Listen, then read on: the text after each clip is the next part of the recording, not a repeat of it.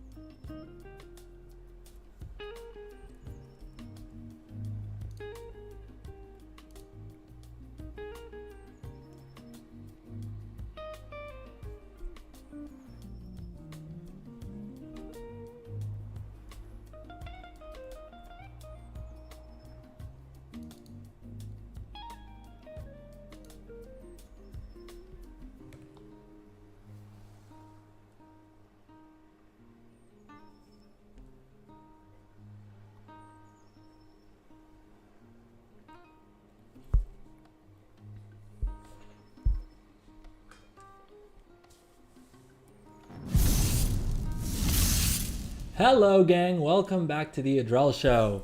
So, we finally have the War Within pre-patch live. Patch 11.0 is pushed to live servers. And of course, there's a lot of content to discuss there. A lot of exciting stuff has been released if you checked out the stream on Monday or saw the video on demand. Of course, there's a whole bunch more features that we are especially excited about, especially in the context of our alt armies that we've hopefully been leveling up, as well as you know, the transmog, the reputations. There's a lot of content, more games and system stuff right now. Of course, the pre-patch, the War Within launch event itself isn't going to be starting until the 30th. So we have a couple of days to just tinker around with our talents, to set up alts that we want to take through the event, and all that good stuff. But the patch is live. It looks like server maintenance was extended a bit, so I'm glad that I didn't stay up trying to be one of the first few to log in, because it was supposed to end around 2 a.m. my time, and that got extended until it was supposed to be 3 p.m. North American time, which would have been 2 a.m. my time, and it seems like it got extended till 9 p.m. so I would have been up for just way too long. But I logged on this morning, and it looks like we're into the game. Didn't have too much of trouble with the what do you call it, with the transfer over to warbands. I know Blizzard had said that it could take as long as 20 minutes for all of your characters to be processed and for it to gather all the required data. For me, it was pretty seamless, went through pretty quick, so I didn't face too many issues there. There are a couple of bugs that I do want to talk about. But essentially, let's just take a second to to just quickly go over what I plan on covering during the stream. So, of course, first and foremost, we're going to be tinkering around with all the new features that have launched. Again, if you're looking for a more in-depth dive into what those features are, what sort of my thoughts on them are, what the impact is for gold making and for alts and for mount collecting and all that fun stuff, I covered that on Monday's stream, so check that out on either YouTube or Twitch. If you are watching live, thank you so much. I'll try not to bug you guys too much, but if you could drop a like or a follow or subscribe, it really helps me out. And if you don't want to do any of those things, drop a comment or let me know in the live chat that you're watching. If you're excited for the pre-patch, what your favorite feature is of the pre-patch, whether it's the warbands, whether it's the new talent trees, whether it's the concentration system or any of these other things as well. Let me know in the comments as well if you guys would appreciate like a shorter video going through all the features as well. I know I covered them on stream, but that was a 4-hour stream, which may be a little bit long for some of you out there. In that case, let me know in the comments and I will be happy to put together a shorter, maybe like a 5 or 10 minute video covering all of those things. That aside, I will probably put together some shorts as well that you should be able to access on my YouTube channel or on Instagram or TikTok. Anyway, enough of the self-promotion. So we're going to quickly go over some of the features. We'll log on to some of our different characters, see if we've unlocked certain achievements that we were hoping, and titles and mounts, and there were a bunch of achievements that I was right on the cusp of getting, and my hope is that with the pre-patch, moving over to the warband-wide system, it's counting the credit from all of those different characters and not just taking the one that's furthest along, because that's how Blizzard had said it would work, that they would basically count everything cumulatively. So we'll take a look and see if that worked out. I want to quickly touch on add-ons, because even in terms of updating add-ons, there's a couple of changes there. Some of my favorite add-ons are now broken, and so we'll talk about that as well. Then I wanted us to just look over how the new warband system works. As right before starting the stream, I saw a Wowhead article from a couple of hours ago saying that the warband banks were taken down.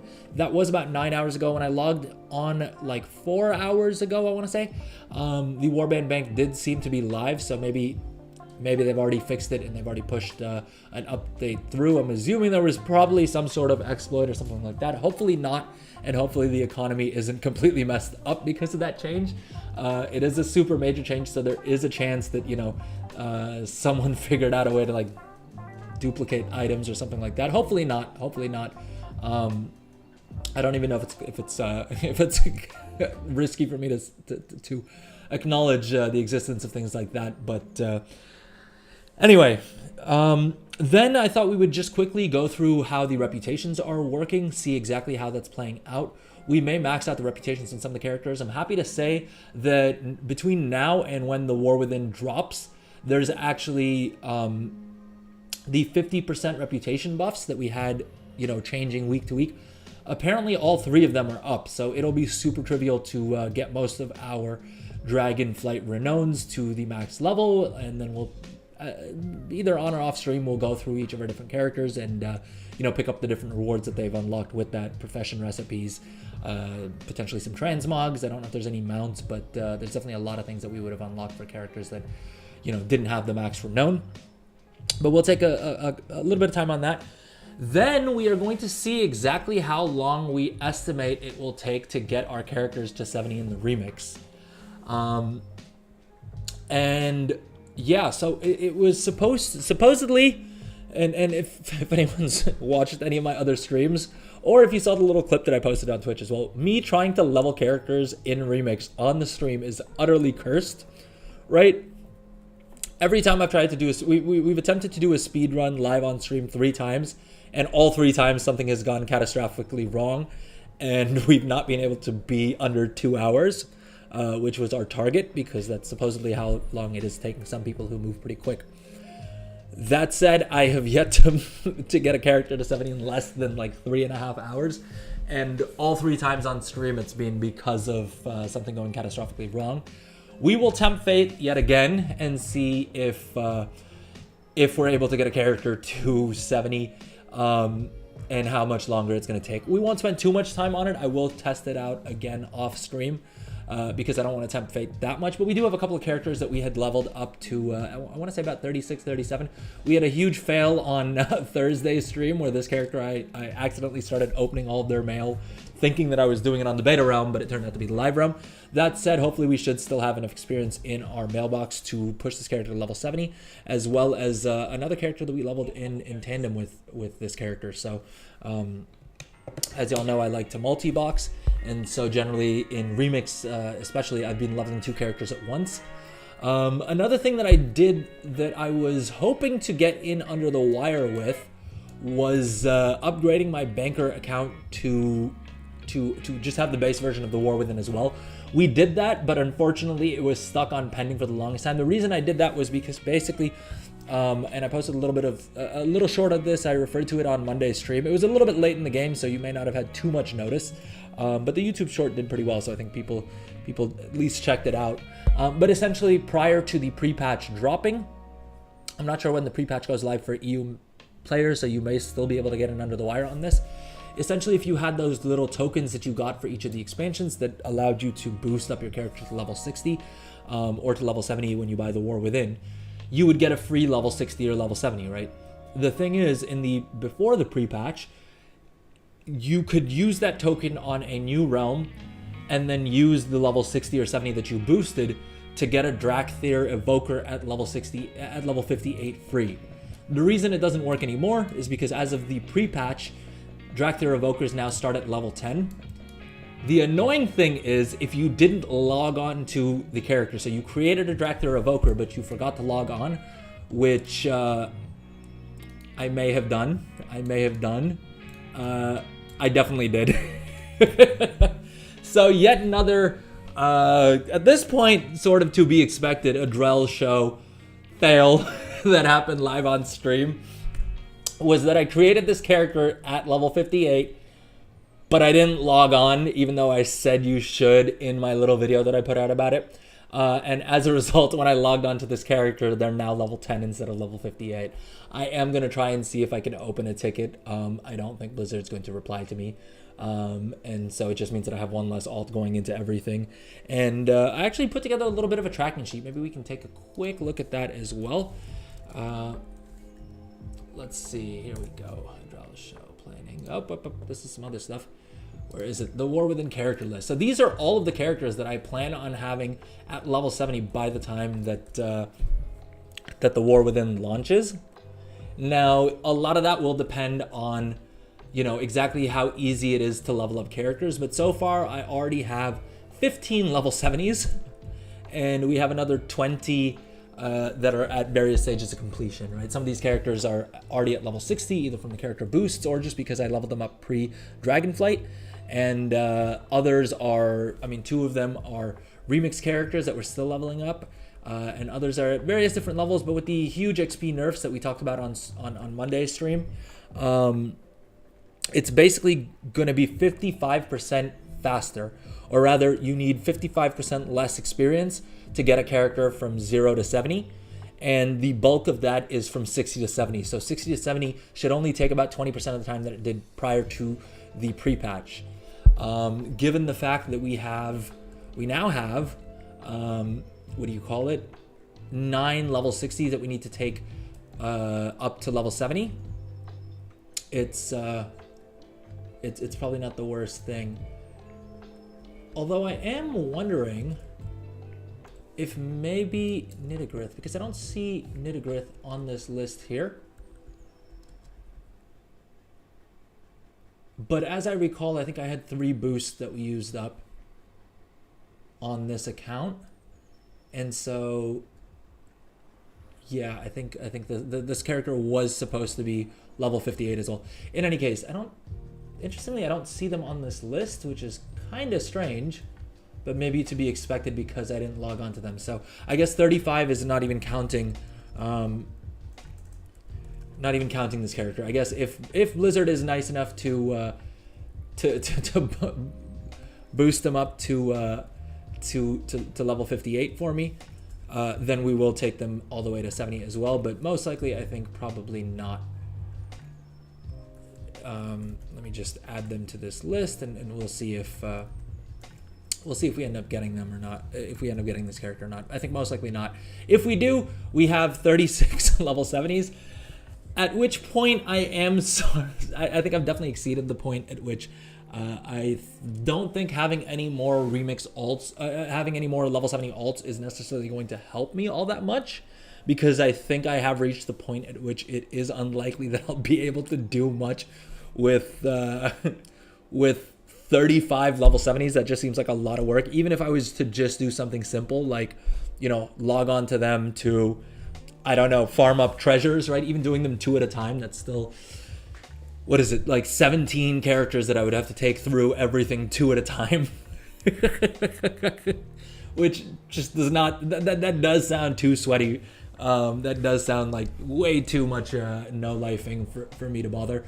But that said, given how fast it is to level characters to 70, and the fact that I think there should be some use to just having bare bones characters with a whole bunch of concentration, it will still probably be worth it, right? Because at the very least, I can just hop onto them, learn some profession, and craft mats at a rank above the quality that I need them at. So I'm not gonna stop leveling 70s, and I ain't ever gonna stop.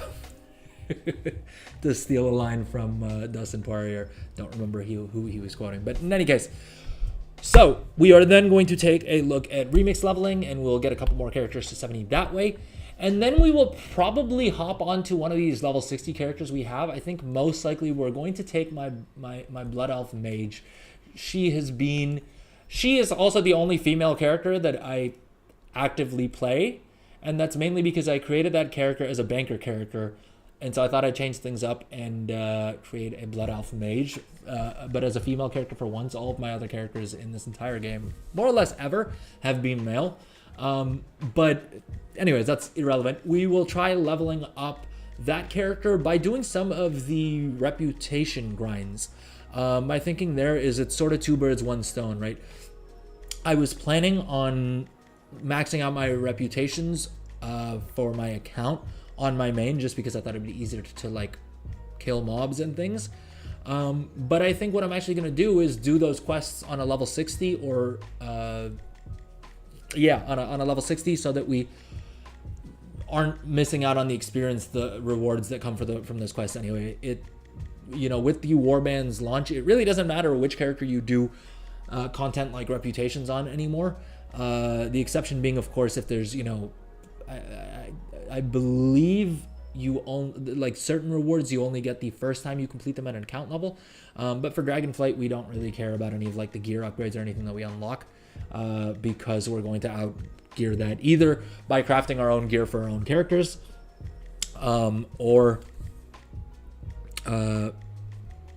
sorry, I'm just making a note here of something else that I wanted to touch on, or by just running them through the pre-patch event. We may even use up Dream Surge Coalescence and buy up some gear that way. I'm not super concerned about gearing up most of these characters. The remix characters are going to exit remix at, I believe, eye level 346, which is decent enough. Any of the characters that we take through the launch event will be getting gear that, maybe 349. I think characters that we take through the pre-patch event get like 483 or something like that. We looked at it on stream yesterday. Anyways, eye level 483 gear or something like that, and that takes you to halfway to level 80 in the War Within. So basically, with an eye level of about 480, your characters won't need to replace any gear until they're about level 75 or so, which is great because that basically means for the first entire part of the expansion, you'll be out gearing all the content, and so it will be a lot easier to level up those characters. And my goal, I know I've mentioned this before, but I'll just rehash as well. During the early release access of the War Within, my main plan is just to level, ideally if I can get 5 characters to level 80, nothing like it, because each character in the War Within that you get to max level, unlocks an achievement that gives you a 5% bonus to all other characters. So what I did in Dragonflight and what I do in most expansions is usually I'll hop onto I'll get my main to the max level first, and then I'll hop onto each of these and sort of rotate through them as they have rested experience, and get them maybe to level 72 and then 74 and gradually build my way up. In the War Within, you don't want to do that. You actually want to spend the time to get a single character from level 70 to 80 and then move on to the next one, because the next character will then have a 5% boost for each additional character, and that goes up to 5. So what that means is, this is my most likely leveling order, because this is the order that I tend to play my characters in, is that I will take this character to level 80, which will then grant this character a 5% experience boost while leveling. Once this character is level 80, this character, my Warlock, will get a 10% experience boost. And then I'll either decide whether I want to do my Paladin or my Hunter. In hindsight, it probably would have been a better call for me to use up my level 70 boost on a class other than a Paladin, since I already have one level 70 Paladin. Although I guess with the remix, all those characters are going to be pretty up there in any case. But we'll see. I know for certain these are probably going to be the first 3 characters that I want to level up, and I would like to have either my Blacksmith or my Engineer leveled up. We may do these may be the first 5 characters that we level up, right? If we can get them done during early access, nothing like it. But we will also be taking a look at the beta and figuring out, what can we do on these characters just at level 70. I don't think it should be a blocker for too many of the profession things, as well as, picking up the treasures. I don't know if you guys might have seen the screen earlier, but I did find a list of all of the treasures in the War Within, and so we will maybe on Friday's stream or maybe on one of next week's stream. I think this week we may focus on pre-patch content, yeah, I guess next week one of the streams we'll focus on the I guess on Wednesday's stream next week we'll look at the launch event. But probably either on this Friday stream or on Monday's stream, we will hop onto the beta. We will hop back onto the beta rather and start looking at the treasures and figuring out exactly how far we can push in our professions with a fresh level 70, as in a level 70 that's just coming right off the couch from Dragonflight and into the War Within. How much do we actually need to level them? How much do we gain by pushing these characters up in levels? It may be the case that, not all the professions necessarily benefit from being at level 80. And if that's the case, then we may spend more of that early time, rotating through alts, looting treasures, doing some Artisan's Acuity shuffles, by which I mean we would cycle through different characters, probably 2 at a time, train 2 professions on them, fly around, pick up all the treasures, get all the Artisan's Acuity, swap professions, and do that again a couple of times until we've cycled through all the professions, at which point we will pick a profession that we want them to learn, and we'll use them to craft the blue profession gear for our main character that has that profession. So an example is, engineers craft the jewel crafting tools.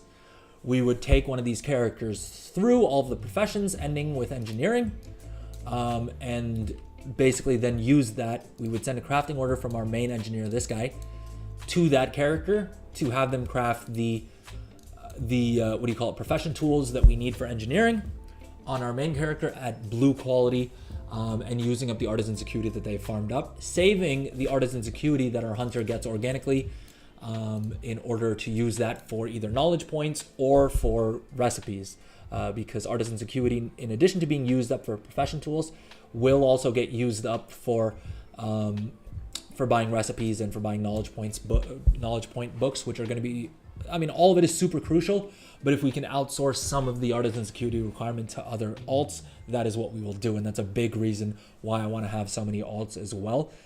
Even if we don't use them for anything other than that, it's already worth it. But we will use them up for we will use up their concentration, because we can probably sell that for a decent bit. And if we have extra Artisan's Metal, that will also sell for a pretty penny, because the people who haven't leveled a whole bunch of alts will be more than willing to spend hundreds of thousands of gold to buy the Acuity from you. That's how it worked in Dragonflight, where you could make a whole bunch of gold if you were willing to sell your Artisan's Acuity early on, or your Artisan's Metal rather, in Dragonflight. But in the War Within, I think that should only be the case even more so. At the very least, we'll use up the Artisan's Acuity that we farm up on those characters to create the green profession gear. Even the green profession gear and tools that we craft in the War Within require Artisan's Acuity. Only about 50, so it's not a huge amount, but still a significant enough amount that it would be worth some gold, right? And green profession equipment sells really well for me, including in current Dragonflight. Even though we're at the end of the expansion, it's selling super well for me. And so we may, I'm not sure if we'll have enough time given all the things that I just listed that we want to cover, but we may also cover some gold making and what my plans are there. I bought a whole bunch of mats yesterday, which probably means I overpaid slightly for them, but there's still going to be a lot of gold to be made. A lot of players are coming back, right?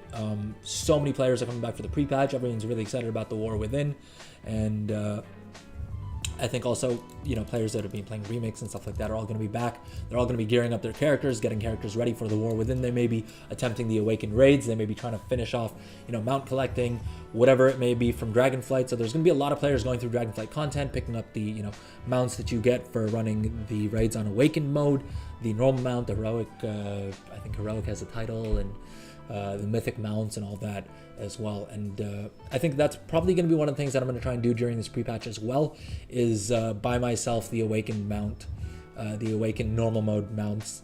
But let me know in the comments or chat if you guys would actually be interested in watching me stream that live. I don't see why, really, because I'm just going to pay a guild to boost me through it.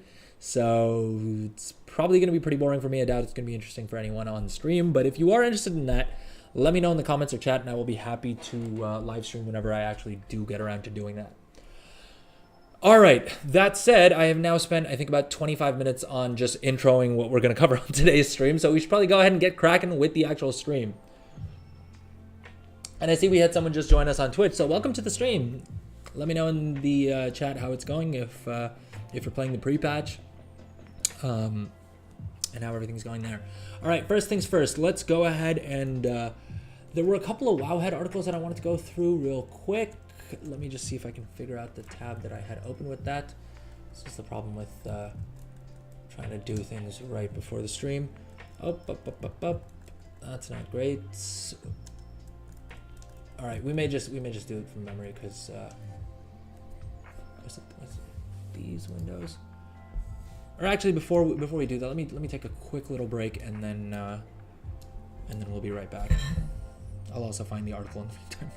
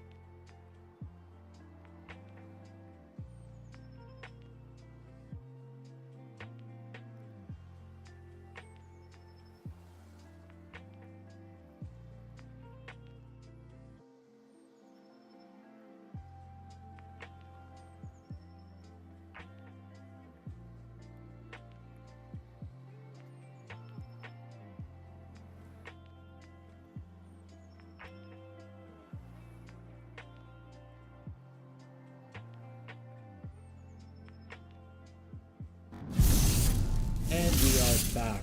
All right, so these were a couple of the articles that I wanted to touch on. Like I said, I saw this blue post saying that war banks were disabled temporarily. They were live when I checked them out earlier, so we'll see if that's still going.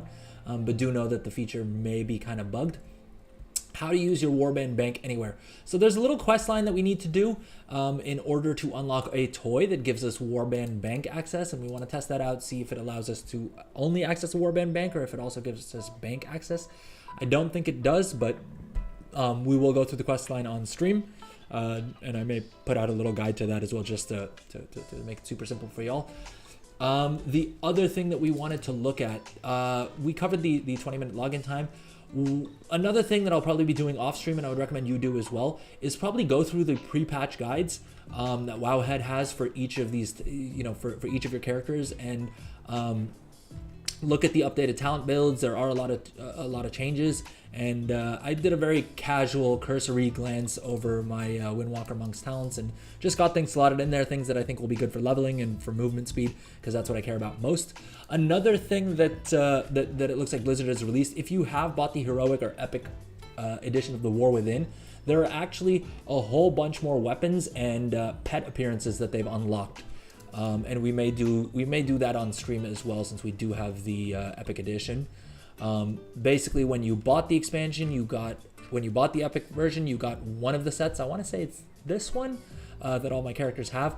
You could do a quest line to unlock another one, which I haven't bothered doing because it's a sick looking transmog, don't get me wrong. I just haven't figured out who I want to put it on. Maybe it'll look good on a cool Turin. And so that's another change from this stream onwards, by the way. We created some alliance characters, but I'll come back to that. It looks like also there's a quest line to unlock the other 4 pet colors, which look pretty cool. And depending on how you've customized your mount, it would be nice to have a pet that matches as well. But I did want to touch on that if in case anyone missed that, because yeah, I wouldn't have known about that had I not seen it on Wowhead. All right, let's go ahead and let's quickly touch on the alliance characters. So one of the things I did with my character boosts, I know I've discussed this on stream in the past, that I was originally planning on using remix characters to build myself a little bit of an alliance army, not for anything, not for any real economic reasons. The only real economic reasons are the racial bonuses that you get from, what is it? You get a jewel crafting bonus. I've discussed this much more in depth on stream. I love that they haven't updated the racial trait here to mention that it doesn't give a bonus to reputation gains anymore.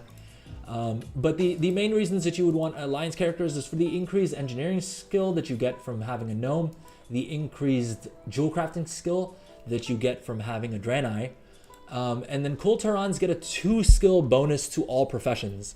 So I did also, after boosting one of my characters to level 70, I did also quickly complete the Kulturan allied race class quest. It didn't take super long, so if you haven't done it yet, I would recommend doing it, and then go ahead and level some alts through Remix as well on Kulturans, right? They get a bonus to all professions. So really, whatever profession you stick on them, it's not a huge advantage, right? Two skill points, or basically will translate to 2 concentration that you will save per craft. But for something like alchemy, that may make a difference. Although if you're doing alchemy, you'll probably do it on a goblin for the 5 skill bonus that you get instead.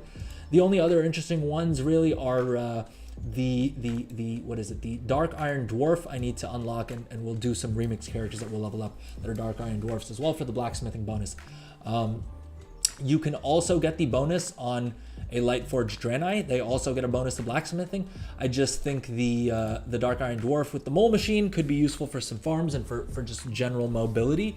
And I think the faster craft speed could be nice for some of the consumables that we craft in blacksmithing, which being able to summon a forge is a nice little quality of life thing. I guess if you're maining a blacksmith, that would be kind of cool. But I tend to park most of my crafters in the capital city and not really spend too much time on them, so I'm not gonna like being able to summon a forge isn't a huge deal. And I think there's also literally an engineering toy that you can get that does that as well. So that's why I'm more partial to Dark Iron Dwarf. But what I did was, as a change, I did create some. Where is it? So I created a Draenei Paladin who will put jewel crafting on at some point for that extra skill bonus that they get. And this is an alliance character. We created some more alliance characters as well. We created a couple cool Turans. We created some alliance. Evokers as well. Although it looks like the alliance evokers actually, well, one of them rather is the one that didn't get boosted. So we'll have to see if Blizzard's able to help me out there. But in any case, so we will now have both Horde and alliance characters. The other thing to note is that with warbands, it's faction wide, it's realm wide, like it's region wide. So some of those characters I created on Australian realms. I don't know if I have anyone who watches me from Australia, but if you do play on oceanic servers as well, I will be coming to a server near you soon. And as the streams get bigger, we may also do some fun group activity together. Whether that's gold making related, whether that's mount collecting related, or just having a good time, right? We'll be doing all of that. All right. I think I've gone as long as I possibly can on stream without actually logging into the game. So let's go ahead and hop on our main here. And like I said, it honestly didn't take me any longer than usual to log in when I logged in for the first time after the pre-patch. So I think Blizzard's concerns that it may take as long as 20 minutes is probably an extreme case. As we just went through, right, I have 36 level 70s or characters that are above level 10, and I probably all told like 100 plus characters created. I doubt that many people out there have that many alts, but hey, you may, and maybe that's when it takes a little bit longer, though I don't know. In any case, we haven't logged onto our alt account yet. I do like that they're just doing all this on the back end and not treating it the way that they treated like transmog, where you need to actually log on to a specific character in order to unlock the transmogs that they have account wide. So, yep. All right. Now, what we're going to be doing on this character is we're just going to go through some of the features, play around with them, play around with the warband bank. We'll probably buy our first tab. I think the first tab or two we will purchase because they're not too expensive, right? The first tab is like 1,000 gold. I think the second tab is like 25,000 gold, and that's when it starts to get a little goofy. Where I think the third tab is 100,000 gold. Again, not too bad, right? But gradually things get more and more expensive. Now, in terms of add-ons, if you use something like CurseForge, you're going to want to keep refreshing this through the day. I mean, as you can see, while I've just been ranting already, we've got 2 updates for 2 of the add-ons. One of the issues that you may encounter that I've been encountering throughout the day is this general install error. Now, the help page on Wowhead isn't super helpful. It doesn't really give you much feedback on what to do. I think it's probably just the case that their servers are completely slammed right? And so in those cases, I've seen the update all button doesn't seem to be working as well. Just try a couple times individually updating add-ons, and that's what I've found is working best for me. So hopefully that helps any of you that are struggling with that. That said, a lot of add-ons are not updated for the War Within, right? Some of them may never get updates. One of the ones that's really painful to me is Addy Bags. If you've seen my bag interface, otherwise I don't usually use this add-on. I use Addy Bags. Let's test it out once more on the off chance that it works. But I know the developer has said that they've abandoned the project and instead has recommended everyone move over to better bags, which I disagree that they're better. I respectfully disagree. I think better bags is the next best option, but it doesn't have the same functionality that Addy Bags does. And I think one of my biggest complaints there is just that it doesn't allow me to remove the padding between items, right? Yeah, so Addy Bags is well and truly broken. I was hoping that it was just a login issue, but as you can see here, it's not working as well. So we will disable Addy Bags and we'll re-enable better bags, and we'll just have to get used to the new interface. Yeah, and it looks like better bags is also updated for the warband bank and everything as well. So we will have to say goodbye, sadly, to Addy Bags, which is a shame. Because I have absolutely loved that add-on. It just makes inventory management so much easier, because essentially what both of these add-ons do is they allow you to sort your inventory by specific categories, right? And it's completely customizable. There's a lot you can do in terms of customization. But like I'm saying, unfortunately, better bags just won't let me. The main complaint I have, and really the one thing that if they could fix would remove a lot of my complaints, is just not being able to reduce the padding between these categories, right? Like I don't know if there is an option somewhere in this. I may just be missing it, but as you can see, you can separate things into all sorts of categories. You can choose whether or not you want to categorize them as that, and you can even create custom categories, right? There's a bunch of add-ons and plugins that will allow you to do that as well. So for now, my bag add-on recommendation would be better bags. Very customizable, very usable, and just simplifies the interface a lot. It does also have the option, if you don't like having the section grid. I mean, as always, you have the one bag option, but I tend to find things go missing, or I'm having a hard time figuring things out. Or you could also do the list option. And here as well, I do kind of wish it allowed me to have like more columns. I guess it does, but it doesn't really seem to work. So there's an option for it, but it doesn't actually let me do that. So we'll use the section grid for now, and I may try and message the developer to see if there's a setting that I'm missing in terms of how these work. The other nice thing that it does is it should at least organize your items by like eye level, or by by quality. It doesn't seem to be doing that, or at least it's doing it in reverse order from what I would expect. I would expect the highest eye level and epic items to be at the start. Maybe that's just a matter of me having that set up wrong. I don't know. Anyways, I'll play around with this off stream. How about that? And report back. But overall, this is the biggest game changer for inventory management that I would recommend. Okay, I think let's just leave it at alphabetically, and we'll sort it out later. All right, now, having logged in, let's check out if we got some of these achievements. It looks like we unlocked a bunch of account-wide achievements, 55 exalted reputations, heck yeah. And we need 5 more to exalt it to get the beloved title. So excited for that. Right, do we have... We need to do the heritage armor quest at some point as well. Not for any real great reason. Okay, let's see. What else did we get? We got the fractured causality achievement, so that's kind of nice. I'm just trying to mainly see if any of these have any implications for mounts or for gold making or anything like that. Admiral, cool. Did we get a title? No. All right, so no title there.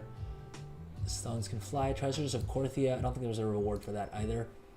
I'm looking for more achievement add-ons, by the way. There used to be one called, I don't remember what the name of it was, Overachiever. That was great. It had like a much more intuitive search function, all like that, but it broke. And so sadly we don't have that. It looks like we even got a feat of strength here, which is kind of cool from back in Cataclysm. But the main one that I'm interested in, I mean, okay, these are nice to have and whatever, but the main one I'm interested in is, yes, these two. Okay, so we have finally unlocked the personal crafter title, which is nice. And will probably be what I put on some of the alts. But the merchant artisan I super love. I really wish there were more titles available that had like more to do with gold making, because I feel like with the amount of effort that what do you call it, that Blizzard has put into professions in Dragonflight and in the War Within, I feel like that at the very least there should be titles for each of the professions, right? I mentioned this on stream the other day, and I'm gonna hold to it. I feel like there should be titles like that you can unlock for like a droll, either like jewel crafter a droll, or even better, a droll the jewel crafter, right? That would be kind of cool if you max out, let's say, make it difficult, right? Make it that you have to max out the skill in all of the in all the expansions, and you need to have, you know, all of the knowledge points spent in both Dragonflight and the War Within. I don't know why I'm making this more difficult than it needs to be, but whatever. Make it as difficult as you want. Just give me a title, god dang it. All right, it looks like we've gotten to the end of this list without being able to see if we got the actual achievement that we care about, which is the Dragon Soul. What do you call it? Let's see if we got it here. It doesn't look like we got it. Dang it. Why? It should be Glory of the... Or is it?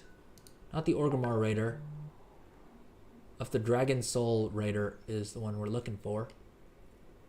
We've completed the criteria on different characters. We just haven't done it on one character. I don't see it down here. So maybe... Did I miss it up here? Firelands Raider, Ice Crown Raider. Champion of the Frozen Wastes, sure. Ulduar Raider. Did I miss it? Let's just search for it. Glory of the Dragon Soul Raider. Oh, jeez. It didn't unlock it for us. That's kind of annoying. Because basically, as you can see, I mean, down here on the screen, my Death Knight has Kalikos, Notsdormu, and Ysera done, right? And then I believe I have another character that has Alexstrasza, has unlocked the first one, but maybe they all need to be done on one character, at which point that just means I need to take my Death Knight through and complete this achievement, and then we'll have that glorious, quite literally glorious, what do you call it, raiding achievement. Yeah, this one, the Glory of the Dragon Soul Raider, the Twilight Harbinger. But okay, annoyingly that doesn't seem to have been granted to us. I do wish I could see like a longer list of all of the achievements that we unlocked with the change. Mercilessly Dedicated. It looks like there are quite a few things that we've unlocked along the way, and I probably will figure out more things as we go. I don't think anything popped up when I first logged in. Yeah, because I can see my chat log from earlier this morning as well, when I did the talents, but I cannot see. And the achievements don't seem to have popped up one by one on login, which kind of makes sense if they just did it on the back end. It is what it is, right? Ooh, I wonder if one of these features could help me. All right, anyways, I'll test that out off stream. But yeah, I mean, your achievement count probably went up by a significant amount on all of your characters, because it looks like they have combined a bunch of things there. All right, now another thing that I wanted to check out is the currency. So of course we should be able to use this transfer button to transfer all of these currencies over to our main, right? We're not going to do it for Dragon Isle supplies right now, because I think my alts still need to buy things from the vendor. The one that I was interested about was, first of all, the Time Warp badges. Do we have any of the...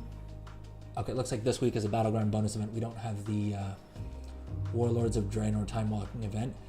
But in doing that, we would now be able to consolidate all of these badges that we have across so many characters and pick up all the remaining mounts that we need.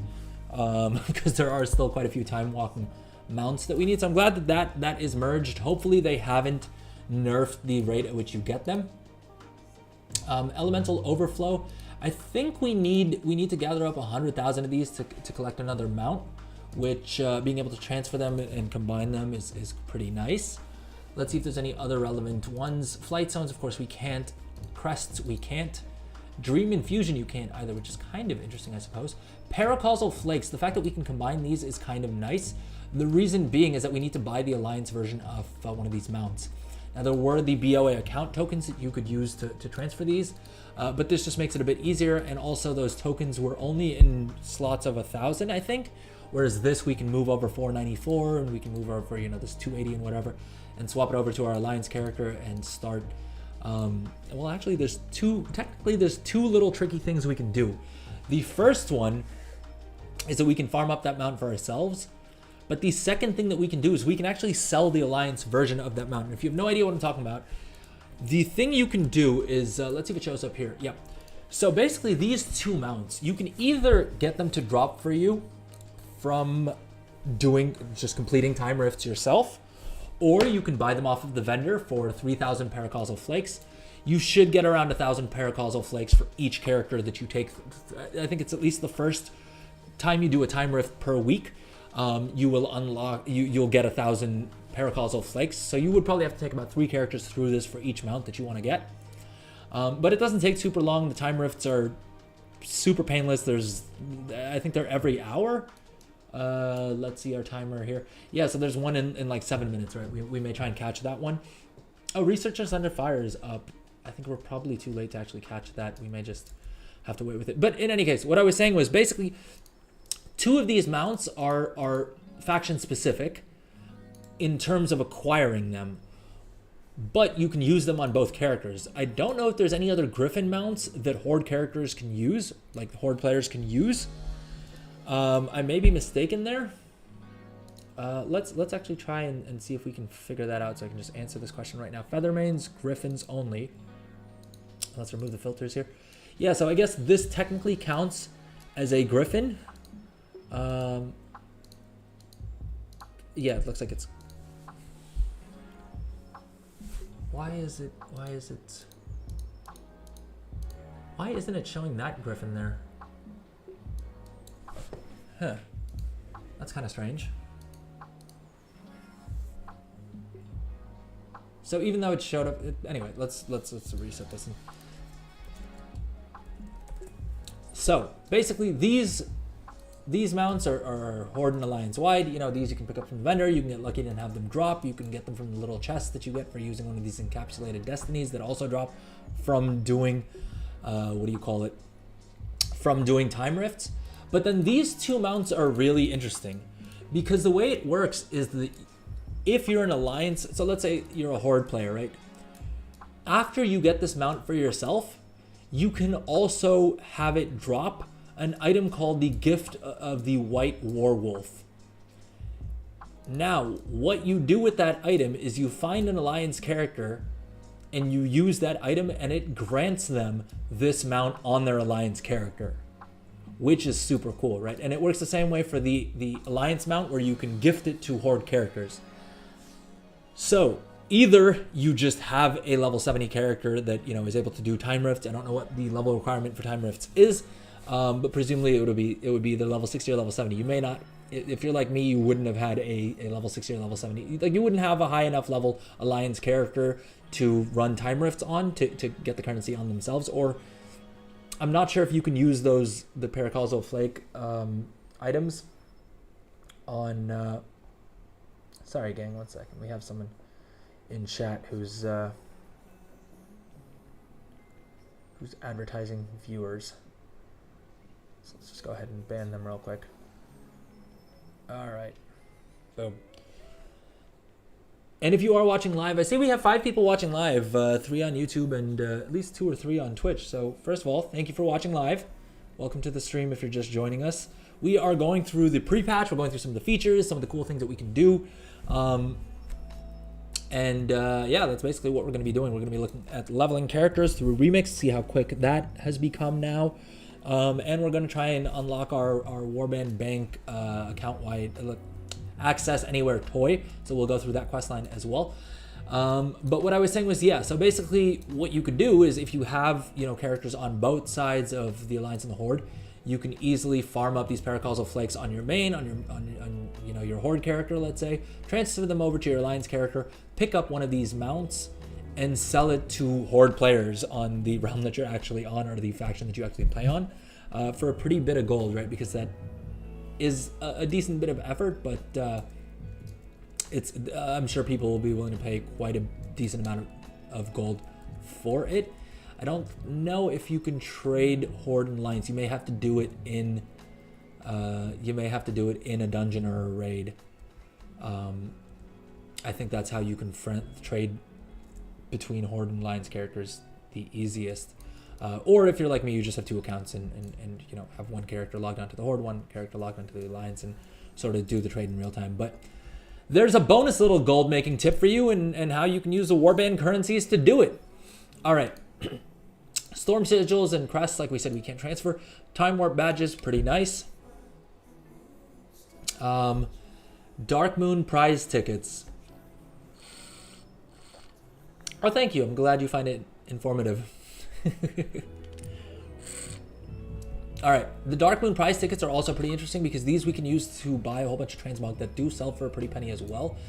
The interesting thing here is these are sort of time gated, right? In that the first time you take a character to the Dark Moon Fair, you can complete a very quick quest line where you run around and loot a bunch of different treasures and get 100 of these Dark Moon prize tickets. The issue in the past was that some of the pieces cost more than 100 of those tokens. You could buy items off the auction house that you would turn in and get tokens that way.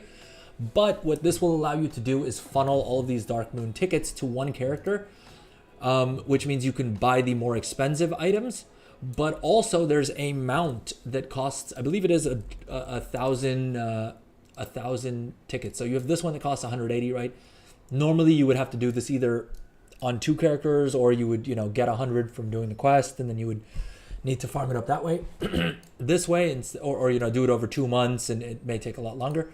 Now these 2 mounts, at least you can just, do on 2 different alts. You can complete that quest and get this mount super quick. Additionally, there's this mount, which you can see I haven't actually collected myself. And the main reason is because I don't have a single character on which I've farmed up 1,000 of that currency. Being able to transfer over these tokens will make that super easy, which is really nice. It's a shame that the Epicureans awards and the Iron Paw tokens aren't transferable, because those would be kind of nice as well, but I guess it sort of makes sense in some ways. Riders of Azeroth badges are transferable, which is kind of nice as well. Some of those toys and things are expensive as well. Trader's Tender is account-wide anyway, so that doesn't really matter too much. Bloody tokens, I don't expect to see any of these be transferable. I do wish the Tolbarad commendations were transferable. It does kind of annoy me that isn't transferable. That grind is for the Spectral Wolf mount, right, which is really cool looking, and one that I have at various times tried to grind. As you can see, we got to 90 of the commendations, but the mount costs 165. I really do hope Blizzard fixes this in one of the patches and we are able to transfer things over, just because it's a really cool looking mount. It's a pretty old model, but hey, spectral mounts always look super cool. I mean, my spectral tiger is still my favorite mount by a long shot, right? It's just ooh, new quest. Oh, it's the Blingtron. Okay. I do like the new icons as well that they've used. I think it's a lot cleaner. Basically, if you're not aware, these daily quests now, or repeatable quests, show up as like this with this blue icon. One-time account-wide features show up like this. These are regular quests that are underway. Completed quests. I don't know if we have any completed quests in our log right now, but the overall quest log has gotten a huge update as well. It's a lot cleaner. I feel like it's a lot easier to collapse things. I do wish that they had a collapse all button. And I do wish that they had a quest count somewhere in the interface. It annoys me to no end that it will frequently tell me that I have too many quests in my log to accept any more. But it won't tell me what the count is. I know that there probably is an add-on that I can get. I know, what do you call it? The Titan panel has that. I just don't like the look of Titan panel all that much. And secondly, I haven't been able to find an add-on that does this for retail. Annoyingly, I found an add-on that works for classic that just gives you very simply what the count is of quests that you have. But I haven't found anything for retail, and I wasn't able to find anything in any of the other add-ons that I use. Let me double check in what do you call it, in Leatrix. This is the kind of thing that Leatrix or Leatrix would usually include in their features, but I don't see it anywhere here unless I'm missing it. I think they had like an enhanced quest frame or something like that it may have been inside of that, but yeah, I'm not seeing it unless I'm missing it. Anyways, let me know in the comments or chat if you have an add-on that does that, and or if you know of any other add-ons that do that very simple thing that can tell you how many quests you have. I don't want something on my minimap because my minimap is already chaos, and even though I literally have an add-on that is supposed to tidy up all of these minimap buttons, I think I just have too many for it, and so it doesn't work. Yeah, this one here, minimap button frame. We have a button, it just doesn't actually work. So if you have an add-on recommendation for that as well, let me know. In any case, we covered the quest log. In terms of currencies, the other one that I was interested to check out is anima. I've been farming up a whole bunch of anima because we've been trying to get all of the different mounts that you get from the respective Covenant quests. Annoyingly, it was included on the list that Blizzard gave that you would be able to transfer reservoir anima. It doesn't seem to have made it to live. And I think I know the reason for that. I think the reason is because you technically have 4 different anima balances per character, one with each covenant. If you swap covenants, you don't keep the anima that you had from the previous one. If you go back to that covenant, you will still have it. What I mean by that is, let's say you start off on Kyrian, you have 2,000 reservoir anima deposited. If you swap over to Venthyr, you will be back at 0 anima unless you hit the vendor next to the flight master, buy the item that buy a BOA token that allows you to transfer anima, then swap covenants and use it on the new covenant. That's the only way you can take it through, and that's how you can just still transfer it account wide right now, and that's how I have been doing it to buy the mounts on the respective characters that I need them on. The only annoying part about that is that you can only do it in lots of 1,000, and you actually need to go to Ouroboros and buy the item and mail it over and use it on the other character and stuff like that. So hopefully one of the upcoming patches that allows us to just transfer this through the interface, because I know I have anima spread out over, as you can see, a whole bunch of characters, and you best believe I'm going to be taking all my alts through this as well. So there's going to be a lot of them, right? We're going to have a lot of what do you call it, anima that we want to transfer around, and so being able to do it through there will be kind of nice. Now, Soul Ash, Soul Cinders, we don't really care about. Stygia, annoyingly, we can't transfer over. It would be nice if you could, but I get why, right?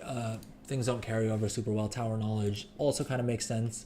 Cataloged Research will be nice to have. I know some of my alts have a decent amount of cataloged research, so it'll be nice to be able to transfer that over. Where's the Mysterious Fragments? Yep, this is the other one. So we need 20,000 of these to buy a mount. I haven't bothered doing the event for this, and the what's it called, the Azeroth Archives event. You can basically do it once a week for 5,000 of this currency. I've just done it on my main, and so it would take me 4 weeks, but if you have a bunch of alts, hop over there, do the big dig event, and you can get that mount within like the same day pretty easily, within like 4 hours, right? Beyond that, I'm trying to think if it makes sense for us to go back any further. I don't know if any of these other currencies.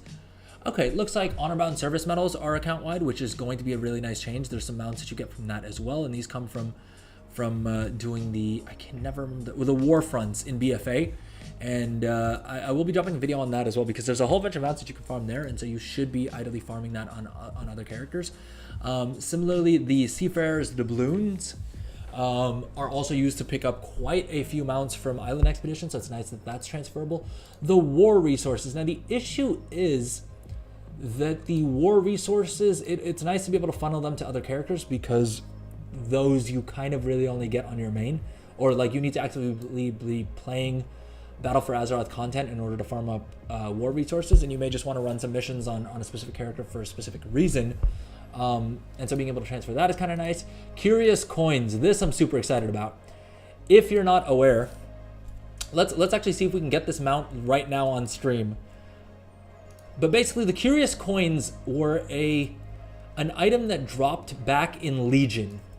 The issue is that there's no definable way to farm them. They drop from literally any content in Legion, and what you need is 150 of them to get the mount. The problem is, like I said, the only way you can farm it is just by doing any sort of random Legion content, which isn't really something that is scalable, like reliable enough that you can farm it up. And in striving to get to 150 of them, you know, they could be spread out across all of your alts and things like that. The fact that they've made this currency transferable, I don't know why I used the portal. I could have just used the hearth that I have here. But hey, we've already established that my brain doesn't work super well on stream, which is not great. All right, where is Dalaran Crystal Song Forest? I think this is the one we want to get to. Otherwise, we will use.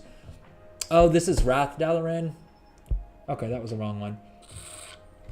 We'll just use our little Dalaran Hearthstone and pick up that mount real quick. That is one that I've been waiting years for, so I am extremely, extremely pumped that we can finally buy that mount. I'm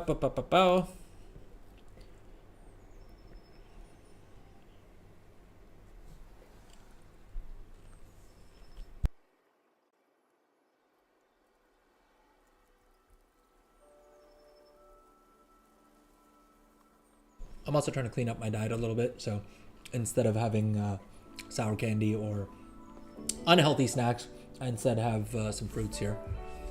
And our handy dandy new microphone has a little mute button directly on it, so I can hit that when I'm chewing, and y'all don't have to hear me chew, which is, I think, a win-win for everyone. Oh, right.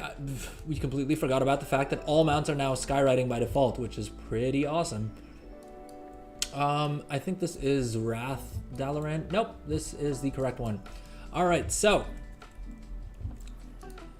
with the new warband feature, what you're going to want to do is come down to the Legion section and check all of your characters for these curious coins.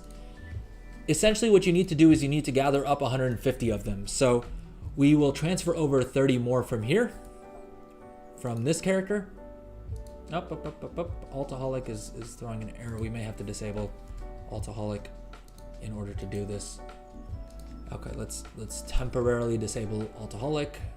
I'm guessing it's not fully updated yet. And this is just how the first couple days of any pre-patch go. Most add-ons are either not updated, or if they are, you know, there's still a lot of bugs and things that are breaking with them. It makes sense that Altaholic would be annoyed by something like this, because Altaholic does track currencies across all alts. I don't know if they can pull that data directly from the interface. Presumably they should be able to, right? If I'm able to access the data as a player manually, then I'm sure there's some sort of an API call that they can do, but they probably just haven't figured it out yet. I can hardly hold it against them. All right, so what you're going to want to do is basically come over to whichever one of your characters has the most of the curious coins, and you'll hit the transfer button here. You'll transfer over as many curious coins as you can to idly hit 150 curious coins on your main, and we will then use that to buy the rewards off of this vendor called Zurias here. Let's just get all of them onto this character. Like I said, you probably have a bunch of these lurking around, a bunch of alts, right, on various characters, accounts, whatever, because of the fact that what do you call it? There's no scalable way to farm them. You literally just get them from doing random Legion content, right? And so this is super, super handy dandy that we can just transfer them over here. There's also a toy, but again, all these items are pretty expensive in terms of how many curious coins they cost. All right, we've copied over we've gotten all of those over here. What you'll need to do is you'll need to come over to Zurius here in Legion Dalaran. He's located at roughly 4813 or 4914, and basically he has a rotating number of items that he sells. One of the items he sells is this one, which just gives you follower equipment items, right? I think this is repeatable every 7 days. Not super useful. You can buy different recipes from him as well. We already know this one, and I guess if you're, I believe this toy, we've already picked up on our leatherworker, as we can see, so we don't need to pick it up, but you can pick up those recipes. But then this item here will change every single day, and the two items that we care about the most, let's lean on all the things here. Zurius, I should probably just do this. There we go. Vendors. Zurius should be at the bottom of the list here. So the different rewards that he has is this one. The Arcadian War Turtle is the mount that we want. This costs 150 of those tokens, and you'll just have to check Dalaran every day until he has this mount for sale, at which point you can pick up the toy. He does also sell a Mote of Light toy, which costs 50 of these curious coins. Again, despite the fact that I have as many alts as I do, it looks like we were only able to scrounge up about 156 of these curious coins. So we'll pick up the mount, and then we'll see if and when we get the toy. I do want to just quickly take a look if there's any other interesting tokens from any other interesting currencies that we can transfer over that will help us get any of the mounts. Now, timeless coins could be interesting because I believe there's one mount that costs 150,000 timeless coins. I may be mistaken there, but being able to transfer those all over to one character is pretty nice. These not being account transferable sort of makes sense. Seal of Tempered Fate, whatever. Garrison resources aren't transferable, which is kind of interesting. Neither are Apexis crystals and so forth. I don't believe they went back any further than Legion. I think Legion was the furthest they went back, which sort of makes sense. Blizzard has talked about how they will, update those with future patches, and it doesn't look like the Order resources are transferable either. Interestingly enough, Nether shards are transferable. I don't think there are any uses for Nether shards, so I may be mistaken. If you know of any, let me know in the comments or chat, and I may check out the Wowhead page later for them to see if there's anything still in the game. I know that we could use them to buy a bunch of items for, I want to say the Dragonflight launch event as well. It's been like for the past couple of, events, you were able to use up Nether shards, and so if you had a whole bunch of them saved up from before, it was super easy to just hop straight into the event and pick up a whole bunch of the rewards early on. But we know that we have a new currency for the event that's coming up this time around. All right, we touched on the currencies. Let's do our bank stuff now. We will do this in Orgrimmar because why not? And I'm just going to take a quick break and then we'll be right back.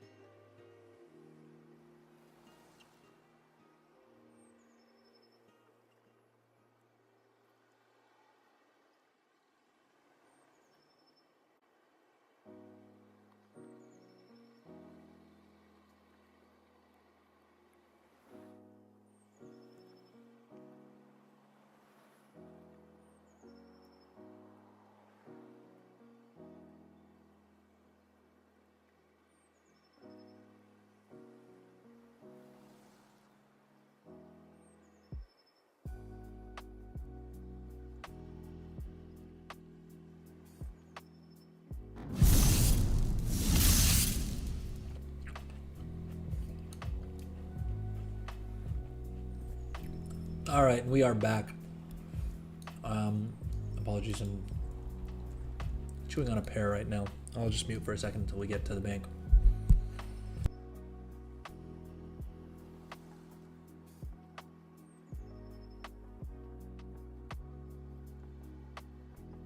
Okay, it doesn't look like Blingtron gave us anything great.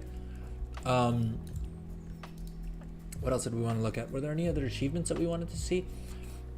Okay, so let's head over to the Warband Bank. Of course, like I keep saying, I've basically been using a guild bank in place of a Warband Bank for all these years. So I usually dump most of my crafting reagents in here, and then whichever alt I'm crafting on will just pull the things out of the guild bank. Of course, that has also meant that I've not been able to actually join an actual guild in years. So I'm excited for that. That I won't have to keep all my characters on in this guild unless I actually want them to be for even more storage. And it may still be cheaper than using the Warband Bank if we're being entirely honest here. But okay, so this is our regular bank, super full as we can see. Did they combine all of the bags? Have they already done? Has that change already gone through? Let's look at the default interface for this before we get into Better Bags' interface, because I don't want to give you guys tips for things that may just be happening because of an add-on. And thank you again to everyone who's watching live. Really do appreciate it. Drop a message in chat.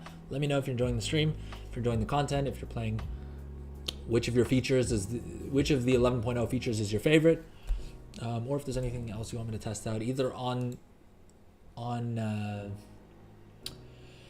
live or heck even in the beta.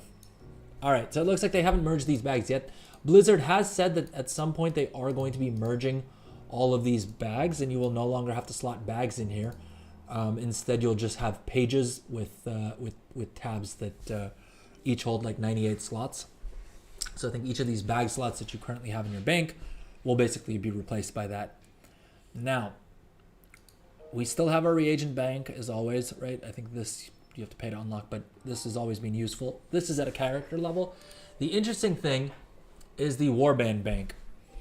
Now, it looks like this is still down because we don't have another character logged in. Usually, I would have been logged in, but it looks like they've disabled it temporarily as they said they would.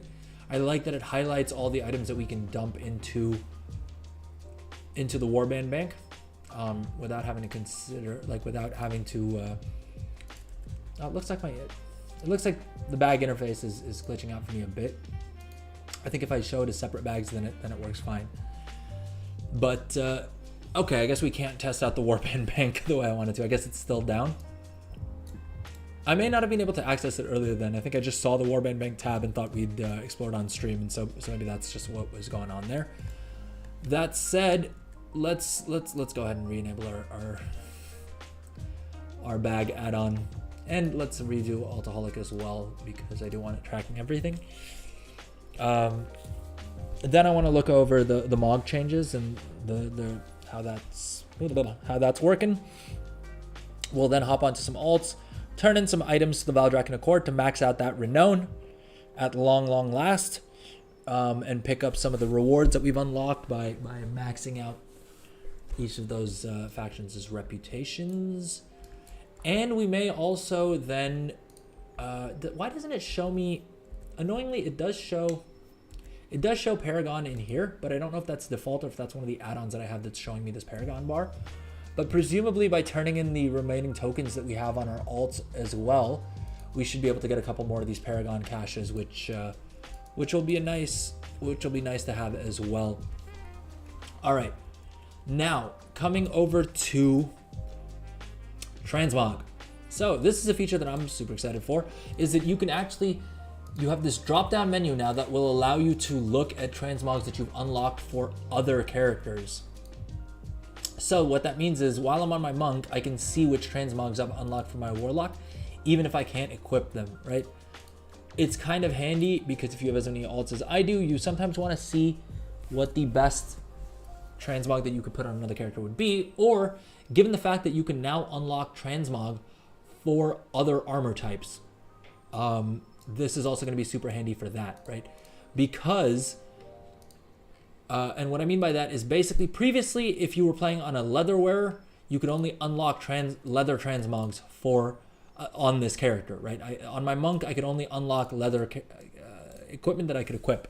Now, if I, let's say, run an old world dungeon and a piece of plate drops, I will still learn the appearance. If it's a BOE item, I don't know if I have any BOE items on hand that aren't soulbound, but I will on my other characters, and we'll see how that works in a second. But for instance, these items, and this is retroactive as well. So this includes items that you would have looted prior to the patch dropping as well. And as a result,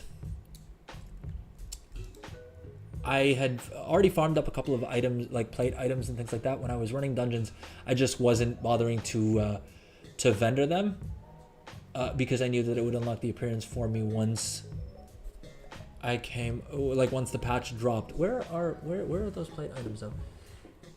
Leather.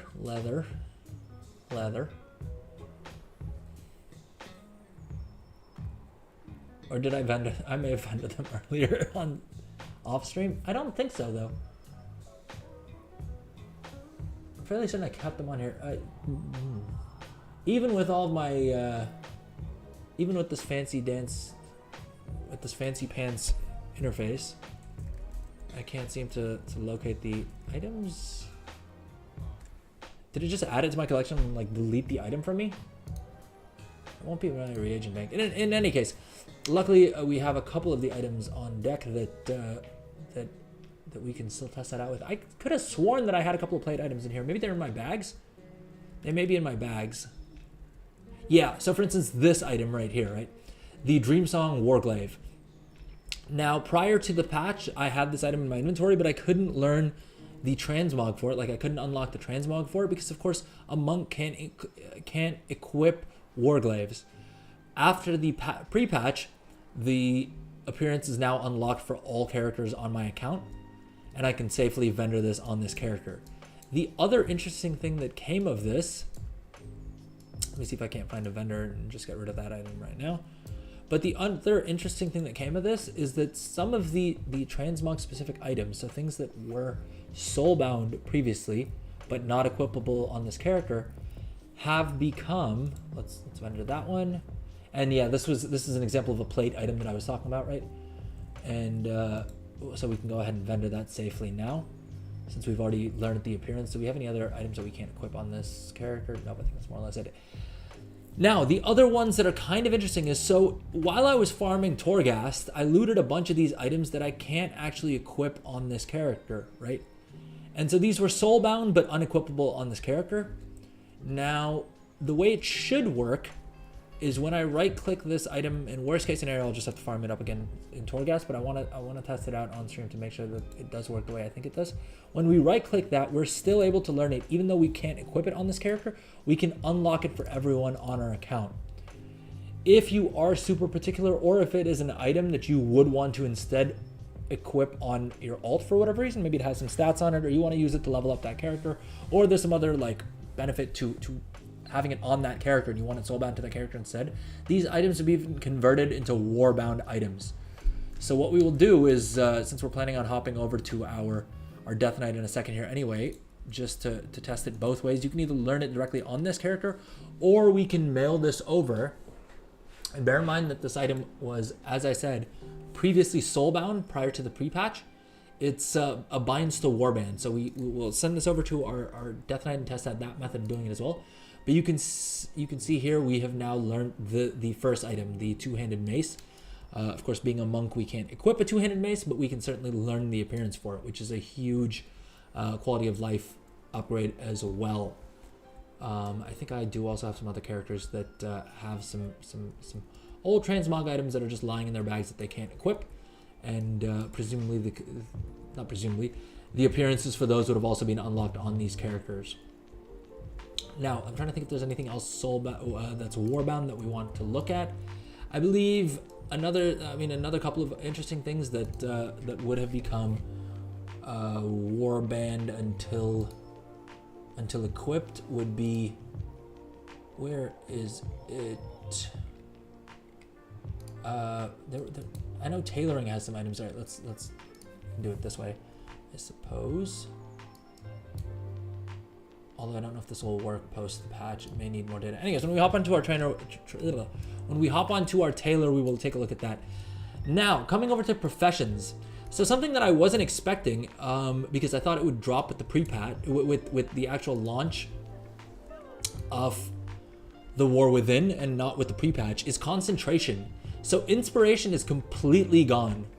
What I thought was that they would keep inspiration for Dragonflight content, and then concentration would be reserved for the War Within content. But that doesn't seem to be the case. It looks like they've just updated Dragonflight professions to rely on inspiration on concentration as well, which is kind of interesting. So I do love that I can start using my the now all mounts. Well, 464 mounts that were previously steady flight only have skywriting on them, so we can dragonfly on all of our mounts, which is really nice because I feel like I've unlocked I've unlocked more than 520 mounts at least, and I've ended up for the past expansion just using 6 of them, right? And not even the 6 best looking mounts, if we're being honest. I mean, they're customizable, but I could take or leave that, to be honest. I didn't spend too much time with all that. But this is the amount that I'm most excited to have dragon riding on, although I've heard that, yep, for whatever reason, this mount is not dragon riding enabled. Maybe I need to switch flight style on it manually for some reason. No, it looks like for whatever reason, they decided to not put the mount that gives you... This Blizzard needs to get on stat, right? Because this is, for those of you who aren't aware, this is the mount that you get for collecting 500 mounts, right? So the only way you have this mount is if you are insanely interested in farming and collecting mounts. We achieved it on stream the other day. You can go check out that VOD if you're interested in how you can hit 500 mounts, and I'm going to be doing a lot more mount content. But this isn't something that you just get because, right? You have to actively be trying to collect mounts in order to get this. The fact that they don't have dragon flying enabled on it is really a slap in the face of us mount collectors, right? Of course Blizzard would do that. So now if you have dragon riding switched on, this mount not only doesn't fly, but it's also only a ground mount. Oh my god, what was Blizzard thinking? Jeez. I'm not gonna lie, one of the reasons that I tried to farm up this mount prior to the pre-patch was so that we could dragon ride on it and I could just ride this mount everywhere. And sure enough, Blizzard hasn't upgraded the Autuck mount. Why, Blizzard? Why? Tell me why. It's only a ground mount? Jeez. Okay, well, hopefully they've heard our complaints and Blizzard is working on getting this fixed, because that does seem like a huge oversight. Why would they do that? That just seems really annoying. Well, I mean, I wonder if any of these other mounts have gotten flying that have gotten dragon riding that didn't have dragon riding or didn't have flying before. I did want to test out the B mounts, because I remember there was one of the B mounts that that they had upgraded some models on that would actually land, and I hope that they do that for all these flying mounts, to be honest. But I like that we can use our what do you call it, serpent mounts, the serpent dragon mounts as well. I do feel like the animations could be better here, because when I'm using like whirling surge or any of the actual spells, the serpents are just kind of bobbing along, right? I believe they have an animation that would work better. You know what? Let's do that real quick. Let's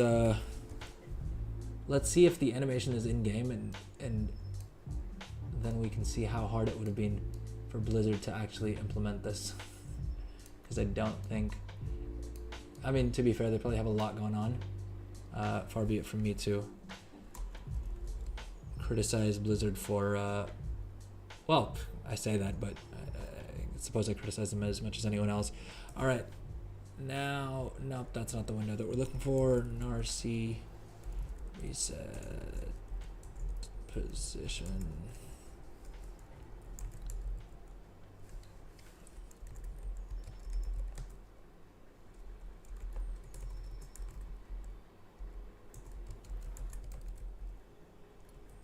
There we go. All right. Now, if you're not familiar with this add-on, it's what is this? Camera. Oh. Need to add the right macro to the toolbar. But if you're not familiar with this add-on, it just allows you to take super cool looking screenshots. Oh geez, it erased one of my macros. Okay, so I guess that's another bug with the patch that they haven't mentioned, because I remember saving the macro on this character like yesterday. But if you're not familiar with Narcissus, it's a great add-on, especially useful for remix because it has some cool remix features. But for screenshots, or if you I use it for thumbnails and things like that, it basically allows you to use the in-game engine to pull up different characters and do all sorts of things with them. But it also allows you to see the animations for different models. So let's convert this to a group model, NPC browser. I think we should be able to do it through this. And it's just populating the database here, but it allows you to take screenshots with basically any NPC that you could possibly want. Azure Cloud Serpent. No, let's do it with where's the golden? All right, let's test out with a Gladiator's Serpent. I suppose it should all be the same, right? The animations should be the same. So now that we've done that, basically we can see all the different animations that they have for this, and presumably they would have some sort of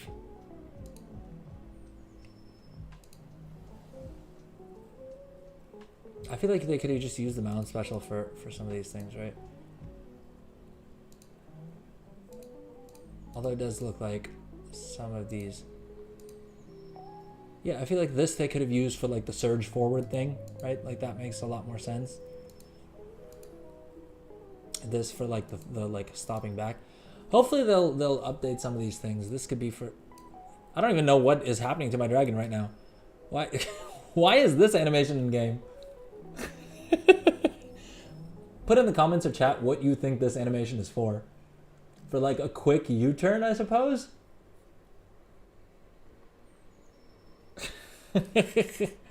Anyway, this is a complete tangent. I don't even know what we're doing anymore. Let's head back to Valdrakken because I wanted to talk about, yeah, right, we were talking about concentration. So I expected that they would make the migration over to concentration only with the War Within, but it looks like that they've already implemented it for Dragonflight Professions as well, which is pretty interesting. I guess they felt that the inspiration system was so broken that the sooner that they could replace it, the better. Doing it at this point in the patch doesn't really make too much sense, but I guess it also is a good way to introduce it to players before the War Within, so that there's fewer systems that players have to engage with in the War Within.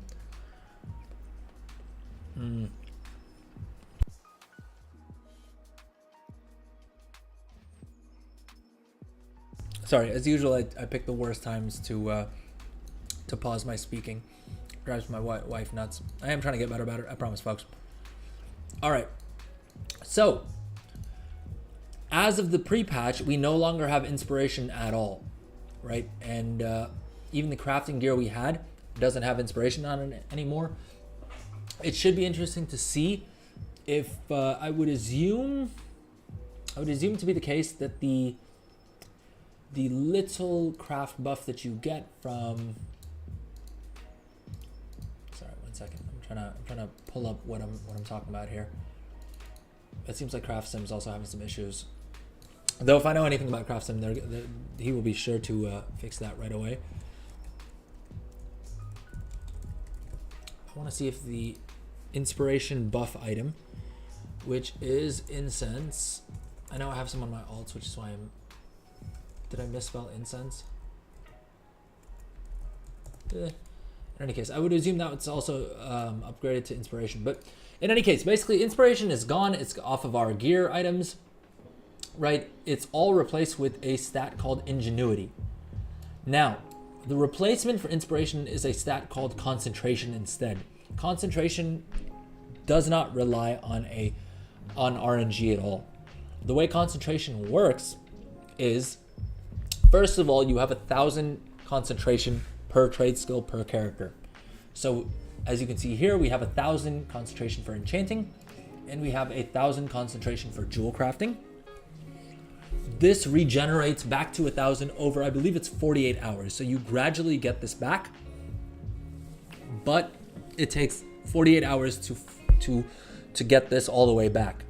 And that's sort of its own little cooldown of sorts, right? The way concentration works is that you can guarantee the next quality item by utilizing some of this concentration, and it's directly correlated to how much additional skill you have. So an example would be these tiered medallion settings, right? Using these current mats and given my tools and the knowledge points that I have spent, the skill I have, the total skill I have for making this recipe is 229. The thing is, to guarantee a rank 3 version of this, which as we can see, the rank 2 sells for 222 gold, right? The rank 3 sells for 420 gold. In order to guarantee a level, a rank 3 version of this, we can spend 56 concentration to make up the gap between the skill that we have from all sources and how much we need to guarantee a rank 3. This is similar to the way that the illustrious insights work, right? In Dragonflight, we had a very similar system that sort of worked, but with a more restricted cooldown, where you would get Artisan's Metal that was limited in how you got Artisan's Metal, right? You got it from getting knowledge points, or from completing quests, and also from picking it up from an NPC over there, who will go do in a sec. Like, we'll go do that in a second as well. But you could craft these illustrious insights and then use those in your crafts to guarantee the next rank up. I'm trying to find an item here that uses a full illustrious insights. Maybe if we come down to, where is it? In jewel crafting. In any case, let's just do enchanting. That's a little bit easier to explain what I'm trying to say here. Yeah, so you can add this, right? So some of these things like Draconic Ingenuity enchants, or like the Shadowflame Wreath enchant, right? You could use up an illustrious insight to add 30 bonus skill to whatever item you're crafting. In post the pre-patch, you can now just use up, you can actually use up both if you want, or you could just use up, or you can just use concentration. I mean, you can use both or either, basically, to max out your skill and guarantee a rank 3 version of this enchant. Craft Sim isn't fully loading for me. I think it's just because it's day 1 of it's literally day 1 of the pre-patch, and I believe the gentleman who makes Craft Sim is European, so it may not be live on his servers yet, so he's probably not been able to test it on the live account, like on live servers yet. But essentially, the rank 3s are the only thing that are really selling in large volumes these days, right, at this point of the expansion. In the War Within, I think definitely early days, there'll be a lot more demand for rank 1 and rank 2 and stuff like that, but the maximum gold will always be at selling these items at maximum quality, which is why concentration is so crucial.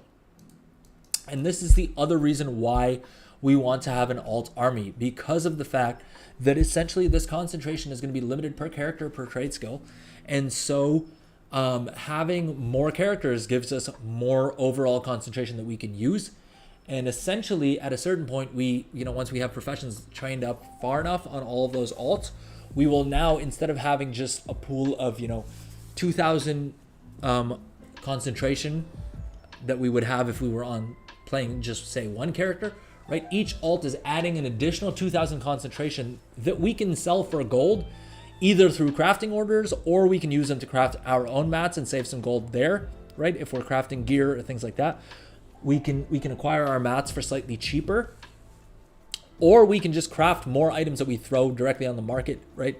So concentration is very directly going to be correlated to how much gold you make, and the amount of concentration you have is going to be very directly correlated to how many alts you have, which is why I keep saying the absolute best thing you can do to make gold in the War Within, other than like learning about it and probably having a decent enough nest egg, is going to be having a whole bunch of alts. I think having a large nest egg, having like, a couple million gold that you can put into your professions early on in the expansion will matter a lot early on in the expansion, but we're literally talking about the first like week or two, right?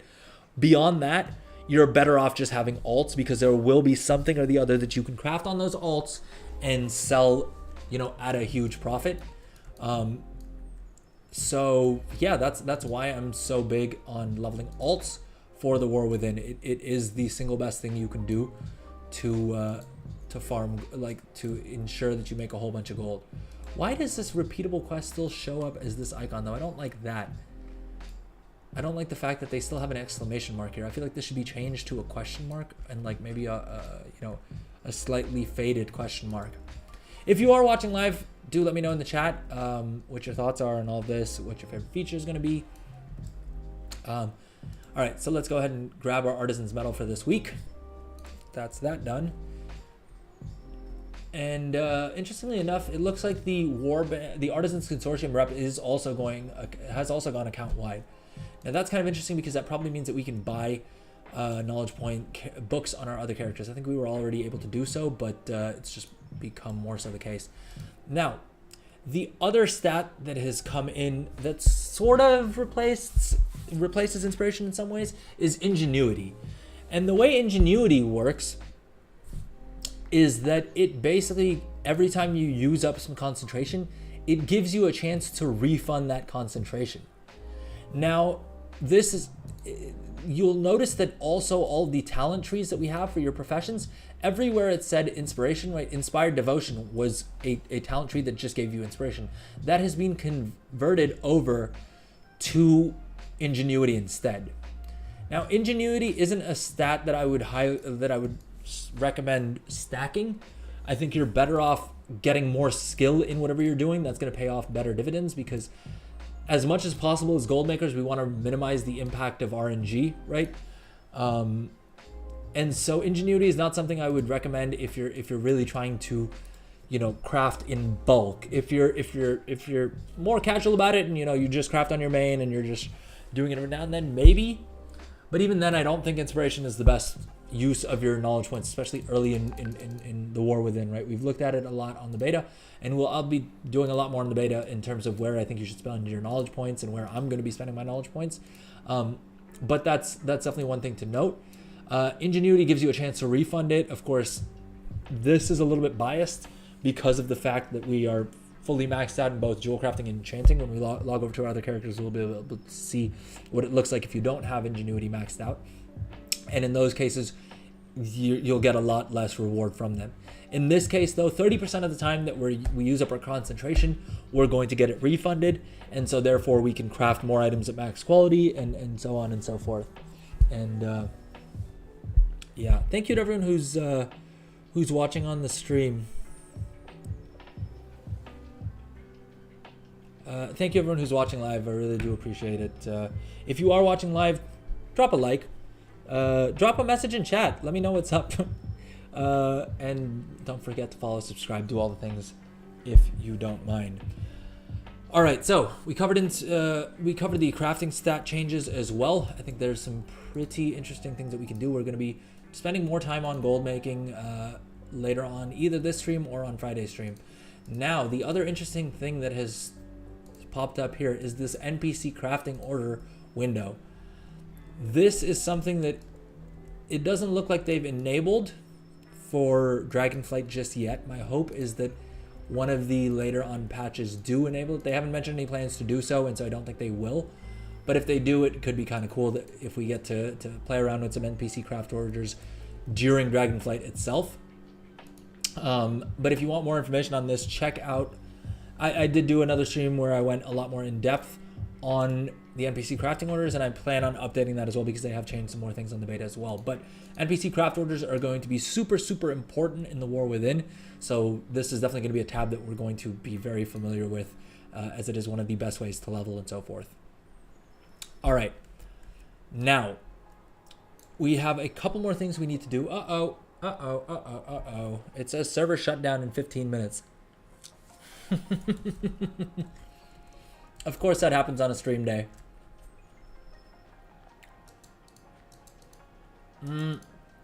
Okay, it looks like most likely the service should be for about an hour. That said, of course, this is Blizzard timing, so we don't know what that actually means. I'm not sure if it looks like the beta server will also be down.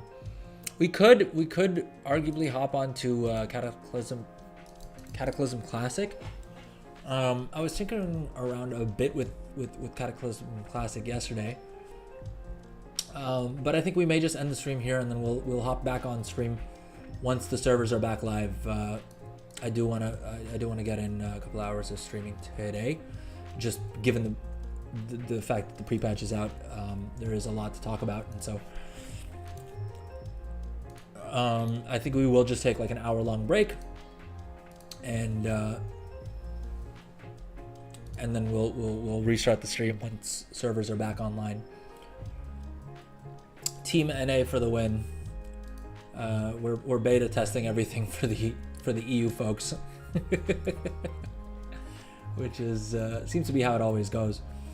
In any case, we have 10 minutes, well, 14 minutes until the servers go down.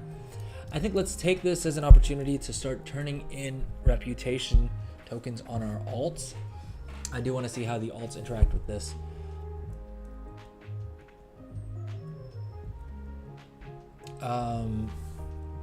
Yeah, it should be interesting to see. In case you aren't familiar, by the way, they've added a search bar up here. You can collapse this favorites thing, and you can actually remove all favorites if you don't want to. If you don't like using this new warband interface and you just like the old school thing, you can just remove all of your favorites, collapse this window, and you'll still have your old school windows visible here. I mentioned this on stream the other day. But Blizzard has said that they're going to be giving us more backgrounds as well for this page, like different warband backgrounds here as well. And they said that you may have to unlock them through different in-game content, which is something I'm really excited to see how they do that. Hopefully it's not just for like elite stuff, right? Hopefully it does just reward you for playing alts. But that is something that they are going to be doing. Any other features to mention here? Yeah, so also all of your this list now includes characters across all realms. So for instance, this character is on the Dalaran realm, but it still shows up in the same list here, and you don't need to keep swapping around via this realm listing, which I know for me at least will make sure that I actually end up playing my that I actually end up logging on to like banker characters that I have on other realms. I do kind of wish they gave me the option to sort these, although I guess we can manually sort them, and so we can just move up the banker characters to where we want them to be, etc. And yeah, I think at some point I probably will delete most of these class trial characters as well, because they're just taking up space on this long list. Of course, you can also collapse this list if you want to take some nicer screenshots, which is a nice little quality of life addition as well, right? I think this looks a lot cleaner if you do only play 3 or 4 alts. Definitely a nicer way to look at this. All right, let's quickly hop onto this alt and quickly turn in some reputation tokens and see if we can max out the Valdrakken Accord. And then we will have to pause the stream is what I'm going to call it. We will have to stop the stream for a bit because the WoW servers are going down. And as much as yesterday while the servers were down, I did hop back onto Cataclysm Classic and started doing some stuff there. Let me know in the comments or chat if you guys are interested in Cataclysm Classic. If you're trying to figure out the best way to play WoW for free, Cataclysm Classic is the way to go by a long shot, right? Tokens are super cheap in Classic for whatever reason. On retail, I mean, a token will set you back anywhere from 200,000 to 400,000 gold, depending on EU or NA or whatever. In Cataclysm Classic, tokens were, last night when I checked it, which is just a completely random, probably even higher than usual because of the fact that it's pre-patch, and so a lot of people are probably logging on and what do you call it, doing a bunch of things. Are buying a bunch of game time so that they can resubscribe, right? Despite that, I mean, they were only about 9,000 gold, and I'm sitting on like 30 or 25 or 30,000 gold on Cataclysm Classic, and that's playing it very, very casually, right? So if you are trying to make gold to pay for your WoW sub, Cataclysm Classic is the way to go, and I would be more than happy to do some content regarding that as well. If you guys are interested in that, let me know. The new spellbook is also sick as hell looking, by the way. Really, really big fan of this. We didn't touch on the talents, but the talent trees have changed quite a bit. Like I said, look through Wowhead, figure out how your spec has changed, what you want to change in your talents, what you may want to change in your gear as well. Interestingly enough, all these teleport spells that you would have learned that you might have learned from Mythic Plus or from Raise or whatever have become account wide as well. So this, I remember I had bought one of the Mythic Plus achievements. I think it was Mythic Plus at least. Yeah, these are different dungeons, right?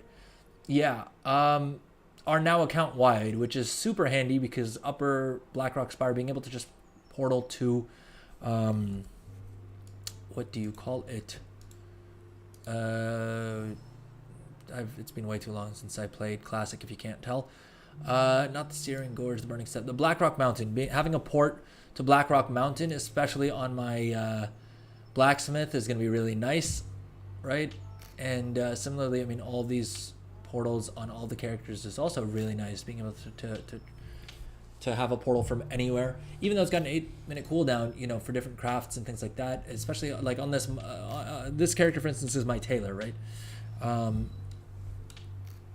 And so being able to port to Ashendon, there is a handy little moonwell there. So if you're crafting Old World Transmog, I find myself having to hop through a whole bunch of portals. With this change, I can just use that portal to Ashendon and fly over to the moonwell, right? All right, I have too many things to say and far too little time to say it. First of all, the Sageaceous incense was the incense I was talking about earlier. It looks like they have converted this over as well to give ingenuity instead of inspiration, which sort of makes sense, right? Again, I think that actually makes it less useful, but it looks like they've done it throughout, right? One other change that you may notice, and I saw this in Blizzard's patch notes as well, is as a bug that they're aware of, is you will need to re-enable your action bars on each character that you log on to.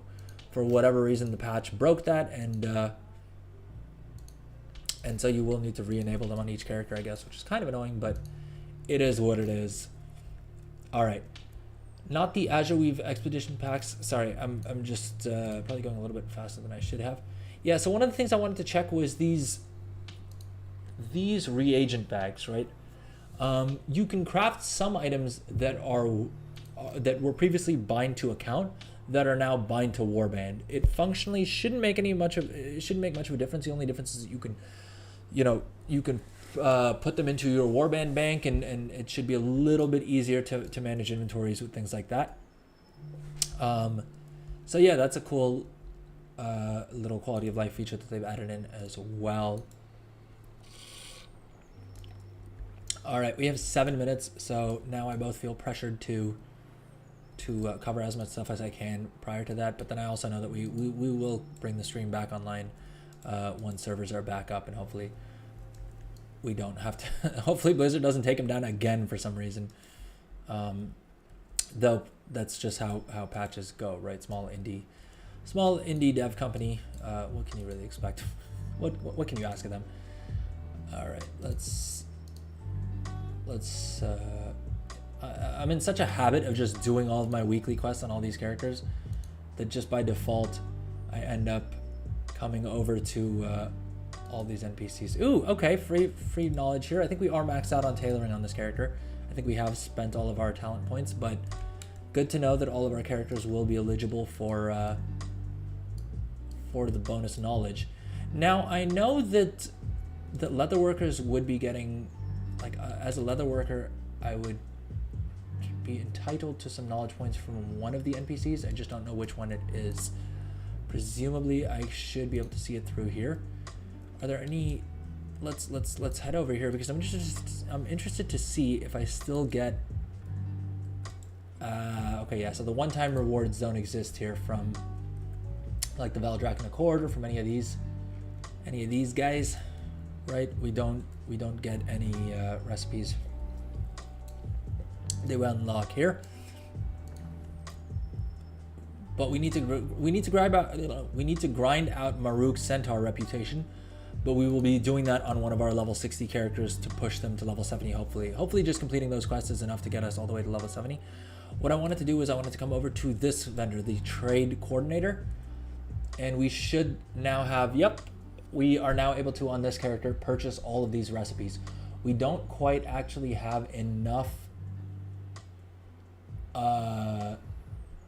Dragon Isle supplies on this character specifically to buy everything that we want to buy, but the Chronocloth reagent bag we definitely want, right? And then I don't know if we'll pick up this blue gear. I may wait with those. The Cushion of Time Travel toy, we will pick up that recipe because that is going to be something that we want to pick up at some point.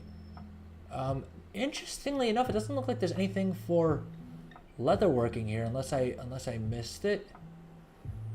I wonder if that's because we already got all of the potential like recipes from. Although I think this is just the Valdrakken Accord recipes, I think we will have to actually fly around to the different NPCs for each faction to pick up the recipes from there. Oh, and our inventory is bugged, so we'll do that. I mean, we have 3 minutes and 45 seconds left until the servers are going down, so probably not long enough to bother doing that. Let's see if there's any crafting orders up that we can do in the meantime. Doesn't look like it, and we gotta be over by the tailoring table for this one.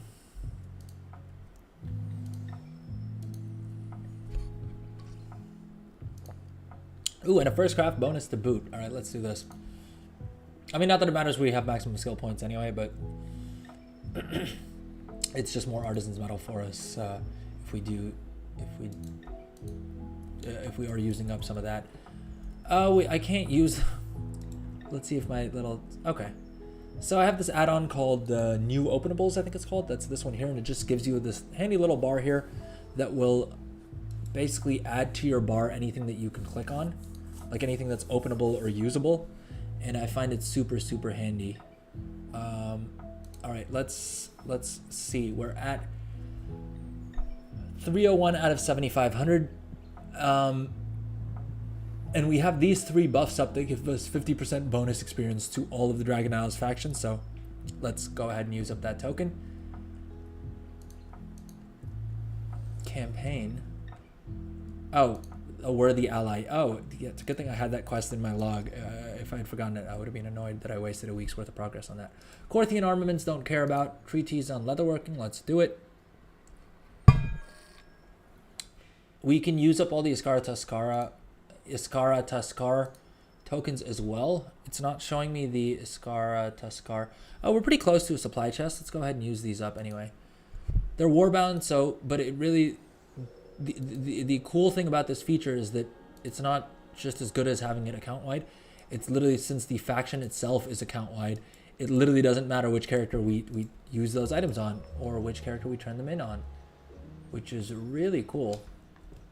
That's a huge quality of life improvement in my book, at least. All right, where do I turn in Valdrakken Accord items? I think there's. It's one of these people over here, somewhere. I can never remember the exact room that they're in, though. Like the exact one of these buildings that they're in. And we'll see if we get to it before the servers go down, because there's a fair chance that we don't. Is it Vault of the Incarnates quests? No, that's not the fellow. Does Handy Notes have it up for us here? Riders of Azeroth, Portal to Badlands.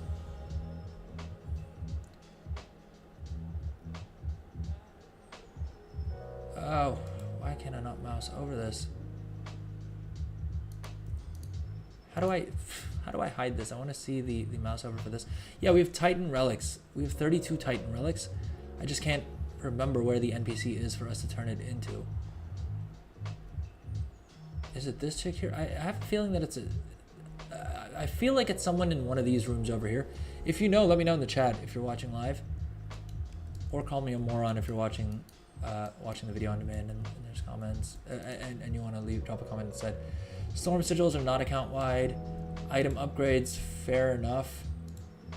I don't think we can upgrade any of these items in any case, can we? Dark Drake, Shadowflame. Oh, and yeah, servers are down. Hopefully the restarts don't take too long. I won't keep the stream up, but I will restart the stream when servers are back online, because it does look like the beta servers are down as well, which sort of makes sense. I'm guessing they're all in the same cluster or whatever. And like I said, I feel like it would be too much of a tangent to go into Cataclysm. I'm also not fully prepped on what to cover there, and so a lot of it would just be me ranting a bit more, which, to be fair, is a lot of what I do on stream anyway. In any case, we will take a little bit of a break, and once servers are back up, they say an hour. It's Blizzard, so who knows when that actually ends up being. But we will hop back on and continue to explore the pre-patch once the servers are back online. That said, for everyone who's watched so far, thank you so much. I'm hoping that what Blizzard is going to do while they take these servers down is also re-enable the warbands, and so we can check those out, once we've got the stream back up. Doesn't look like there was a blue post or anything like that about the servers going down, so they may have just figured out on the fly that they need to take the servers down in order to fix this issue. In either case, expect to see me back online in another hour or longer if Blizzard takes longer, but we will be back online once the servers are back, and we will then take a quick look at the warbands, as well as looking at how leveling is working, how our remix characters are doing, if we have enough experience in our mailbox to just boost them to 70. And then we'll start leveling some of our alts through to level 70 as well, now that the XP is being nerfed. But all of that and more on the stream later on today. So if you did join right now, thank you. And please do come back in like an hour or two.